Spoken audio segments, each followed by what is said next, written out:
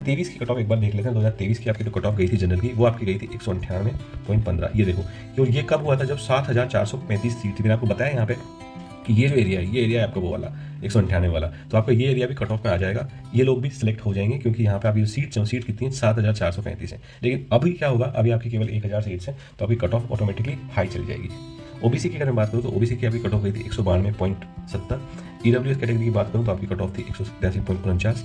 ऐसे अगर MBC cut off की बात करूँ, ये था आपका 180.35। सुप्रीम 170 आपकी एससी की कैटेगरी और 159 आपकी एसटी कट ऑफ गई थी। ये बात की हमने किसकी? 2023 की जो कट ऑफ गई थी, जब आपकी 7435 सीट थी।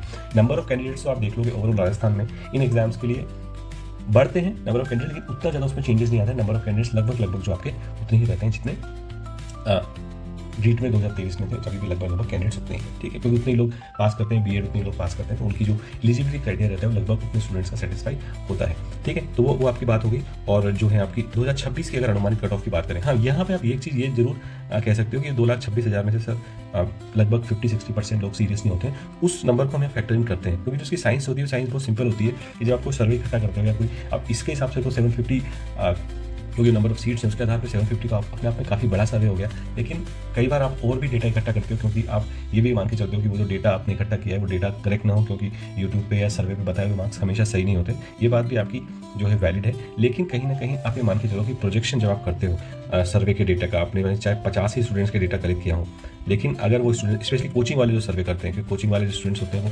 अपने कोचिंग से बताते हैं, तो ये डेटा वो रिफाइन होगा, आगे और ज़्यादा रिफाइन होगा, तो कट ऑफ में और भी चेंज होगा। ये अभी तक का 18 तारीख का एग्जाम हुआ है, ये मैं वीडियो रिकॉर्ड कर रहा हूँ आपका 20 तारीख को, तो अभी ज़्यादा टाइम हुआ नहीं है। 1 वीक 2 वीक में आपका और डेटा डिफाइन होगा, तो हम इस बारे में और चर्चा करेंगे। लेकिन अभी आज की स्थिति ये है कि अगर आप इस रेंज में हो तो आपका जो है सेफ टारगेट है, आपका सिलेक्शन हो सकता है, ठीक है। जनरल कैटेगरी की बात करें तो जनरल कैटेगरी की जो आपकी कट ऑफ है वो 225 ±5, ये आपकी चांसेस है जाने के जनरल कैटेगरी में। ओबीसी की अगर मैं आपसे बात करूं, ओबीसी कैटेगरी की आपकी कट ऑफ रहने वाली है 220 ±5, ये आपकी कट ऑफ रहने वाली है ओबीसी की। अगर मैं इसी में ही आपका ईडब्ल्यूएस की बात करूं तो ईडब्ल्यूएस कैटेगरी की, पहले एमबीसी कैटेगरी की बात कर लेता हूं।